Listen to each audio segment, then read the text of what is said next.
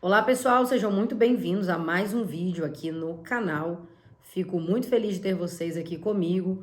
Tenho recebido bons feedbacks sobre os meus conteúdos e a ideia é exatamente essa: trazer mastigado o que eu puder para acelerar a trajetória de vocês como investidor ou até como consultor ou profissional do mercado financeiro. Bom, eu recentemente abri uma caixinha no Instagram e recebi vários temas para conversar com vocês aqui hoje. Então, eu selecionei um que é um tema muito sensível, mas é um tema que mudou a minha vida, que é erros comuns que o investidor comete. Não se enganem, eu também já cometi muitos erros no mercado financeiro como investidora, e por isso eu gostaria de dividir isso com vocês e mostrar que todo mundo aprende na prática e que, infelizmente, o aprendizado ele tem um custo. Bom, vamos lá. Eu gostaria de trazer um primeiro ponto aqui, que é, infelizmente, o ponto mais frequente, principalmente aqui nos meus clientes, quando eles chegam, que é colocar todos os ativos em um só lugar, principalmente na renda variável. Então, o primeiro erro do investidor, que eu também já cometi, é colocar todo o seu patrimônio em renda variável. A renda variável, ela é muito atrativa. Por quê? Porque enquanto numa renda fixa ou numa carteira diversificada, você vê seu patrimônio crescendo talvez 1,2% ao mês, a renda variável você pode ganhar isso num dia. Né? Uma ação subiu demais, você pode ter até 10, 12% numa semana. Mas vale lembrar que o oposto também é verdadeiro. Você também pode ter uma queda de menos 12. Mas a gente tem a incrível sensação de querer ganhar e que a gente vai ganhar sempre mais. Então, colocar todo o patrimônio em renda variável é um erro que eu já cometi, é um erro que muitas pessoas cometem. E a pergunta que você tem que se fazer é: eu estou preparado para passar 1 ano, às vezes 2 anos com uma carteira negativa? Porque se você tiver um patrimônio totalmente alocado em renda variável, como o nome já diz, variável, é isso que pode acontecer com você. E é bem provável que isso vá acontecer. Então evite ficar correndo atrás da nova Magalu, que é o que todo mundo quer saber, que qual vai ser a nova ação, mas faça uma carteira diversificada para você também diversificar o risco da sua carteira. Bom, ter renda fixa em carteira é muito importante. Ter só renda variável não é uma boa ideia, principalmente num país como o nosso, de juros estruturalmente mais altos. Né? Eu tô falando de Brasil e acho que todos vocês que têm residência aqui, que moram aqui, têm uma parcela relevante do patrimônio em renda fixa também. Respeite o seu perfil de investidor. Por mais que você seja um investidor muito agressivo, tenha também uma boa parcela do seu patrimônio em outros ativos que não só a renda variável.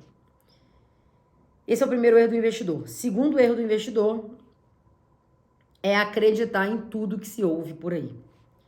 Eu segui alguns perfis na internet que eu confiei muito nessas pessoas e depois eu descobri que, infelizmente, era mais um ou mais uma querendo trazer ganhos imediatos. Mas eu caí nesse discurso de ganhos rápidos. Então, alguns anos atrás, eu entrei em compras e vendas de opções, né? O mercado de derivativos. Não sei se vocês conhecem. Opções são ativos extremamente perigosos, porque são estruturas, são operações que derivam, né, derivativos de alguma ação. Então, um exemplo, quando você compra uma opção de compra, você compra como se fosse um bilhete, né, de prêmio, apostando que essa ação vai valer X reais daqui a 8 meses.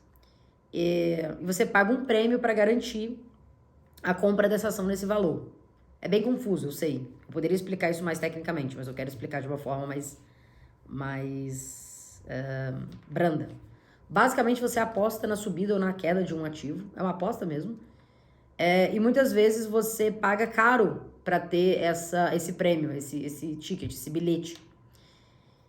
E se o ativo não bate aquele alvo, você perde a parte que você pagou para segurar o preço, né? E eu perdi muito nisso, tá? No fim, acabei ganhando, ficou no 0 a 0. Mas o que eu busquei ali? Ganhos imediatos. Falei, poxa, Se o ativo hoje tá 20, daqui a 8 meses ele tá 30 e eu consigo comprar ele por 20, que é o que eu apostei, eu vou ter 10 reais de lucro vezes tanto, poxa, eu vou fazer 50 mil em 6 meses. E aí foi justamente ao contrário, né? Porque apostar em um ativo é algo muito perigoso. Enfim, eu acho que a operação de opções ela pode ser utilizada para quem entende muito do assunto, para quem tem know-how e domínio como proteção, é o que a gente chama de hedge. Embora eu não goste dessa estratégia, que na consultoria também a gente não usa, mas algumas pessoas usam bem, mas esse algumas pessoas é 2% da população ou 1% da população brasileira. Então, número 2, erro que eu cometi, achar que eu ia ter muito dinheiro rapidamente com derivativos. Não estou dizendo que tem pessoas que não fazem isso, eu sei que tem pessoas que conseguem. O que eu estou dizendo é que eu, investidora comum, você, investidor comum, não vai conseguir fazer isso, a não ser que isso seja a sua atividade principal e que você estude muitas horas no seu dia para se dedicar, tá? Bom, ponto 3, que quase ninguém faz, até por isso que as pessoas buscam a consultoria, mas elas acham que elas fazem, que é não estudar sobre investimentos. As pessoas, elas não estudam a fundo sobre investimento propriamente dito. Elas leem uma ou outra matéria, elas ouvem alguém ali na internet, mas estudar sobre investimentos, se você quer realmente ter a gestão da sua carteira, é extremamente importante. Não só estudar, mas ter tempo. O que eu vejo são pessoas buscando especialistas e querendo discutir com esses especialistas sem estudar. Eu gosto muito de conversar com os meus clientes. Quem é meu cliente aqui, tá me assistindo, sabe. Eu gosto de educar. Antes de ser consultora, eu sou uma educadora financeira. Então, quando o cliente tem muita dúvida técnica, é um prazer ajudá-lo. Mas o que eu não acho válido é você, investidor, questionar sem ter um embasamento, sem ter estudo. Então, não estudar sobre investimentos quando você quer fazer uma gestão é extremamente perigoso. Mesmo que você queira delegar essa gestão para uma consultoria, para um assessor, para alguém que você confie, eu sugiro que você tenha um mínimo básico de estudo. É muito importante que vocês entendam, tenham a mentalidade, entendam minimamente o que é uma diversificação de portfólio, o que é um rebalanceamento, entendam o que são classes de ativo diferentes, o que é um CDB, uma ação, um fundo imobiliário, um fundo multimercado. Eu realmente acho muito válido vocês terem essa educação financeira, por mais que vocês vão escolher alguém para fazer a gestão do patrimônio de vocês. Bom, o outro motivo, outro erro muito comum é investir apenas para o curto prazo. Então, ponto 4, erro muito cometido, e eu também já cometi, investir apenas para o curto prazo. Eu vou contar uma história para vocês, bem breve, para vocês entenderem. Eu recebi um cliente uma vez, na primeira reunião eu sempre converso com os clientes para entender a expectativa. E ele falou, olha, Laís, eu quero investir esse valor aqui para quando a minha filha tiver 15 anos. Quando a minha filha tiver 15 anos, eu quero olhar essa carteira. Então, eu quero que você pense em uma carteira para eu olhar daqui a 15 anos e ter uma felicidade de poder dar esse valor para ela, fazer uma festa ou viajar, ou o que ela quiser fazer. Falei, tá, legal. Quantos anos sua filha tem? 2. Bom, então, a matemática ela é óbvia. A gente tem 13 anos, é isso? É isso.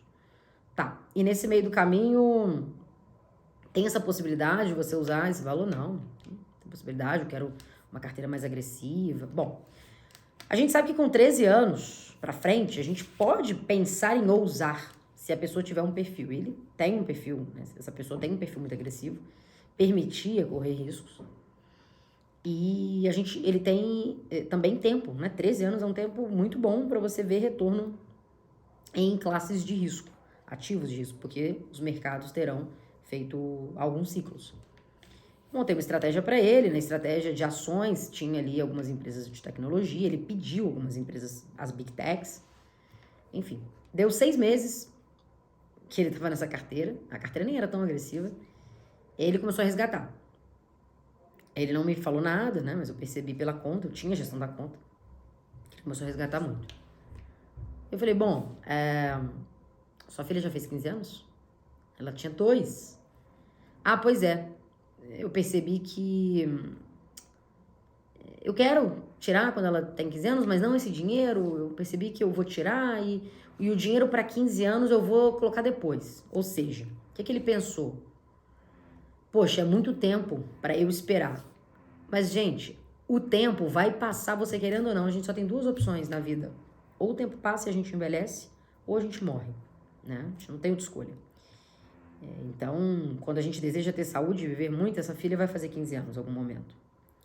E uma visão míope que ele teve de, poxa, quer saber? Vou esperar esses 13 anos não, vou tirar, depois eu coloco mais. E esse dinheiro nunca voltou. Essa visão míope impede que você faça planos de longo prazo. Aqui no Brasil a gente tem uma cultura em que o longo prazo são 2 anos, tá? Não sou eu que estou dizendo, são estatísticas, então isso é muito ruim.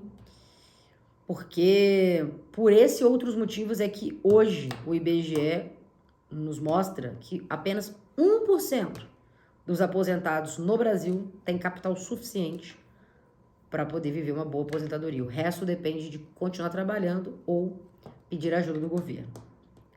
E esse número mostra claramente essa atitude desse cliente que eu contei para vocês, que ele não tem visão de longo prazo. Bom, eu também já tive esse problema. O meu caso foi um pouco diferente. Eu não tinha conhecimento de mercado. Falei que, na época, uma pessoa me atendia. Falei que ia deixar aquilo para 2 anos. Com 2 meses, o fundo caiu e eu quis resgatar. Eu não tinha o menor apetite a risco. Eu entrei em renda variável. Hoje eu tenho renda variável, meu perfil é super agressivo, mas hoje eu tenho outra cabeça, outro estudo. Eu tô falando de 5, 6 anos atrás, tá? E por fim, para finalizar esse assunto, para finalizar esse vídeo aqui, já pegando aqui da minha boa e velha colinha, o ponto 5, pessoal, é não ter constância. Tá? Um problema muito comum do investidor iniciante é exatamente esse. Ele não é constante nos investimentos. Eu já tive esse problema também.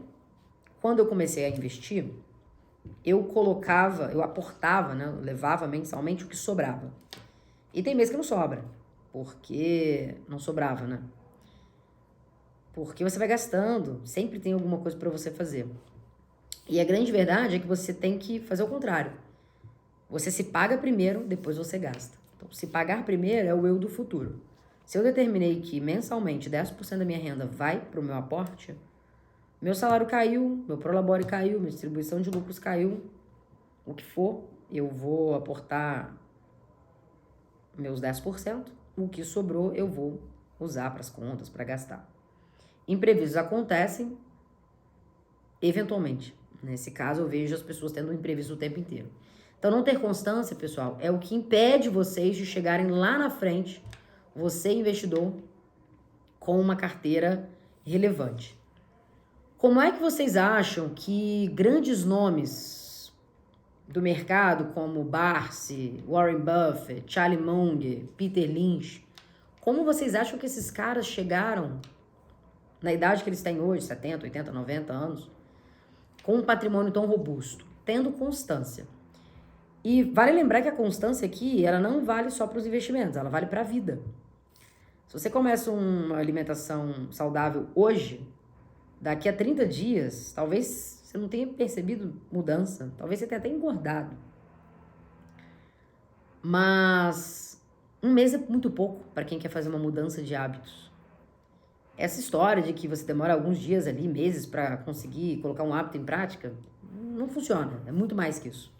Então, você precisa ser constante quando você pensa em mudanças profissionais, hábitos saudáveis, investimentos, estudos. Quantas pessoas começam e param cursos, faculdades? Quantas pessoas começam e param projetos de vida? Uma vez eu li uma estatística que diz o seguinte: apenas 2% das pessoas que começam um projeto em janeiro chegam em dezembro com esse mesmo projeto.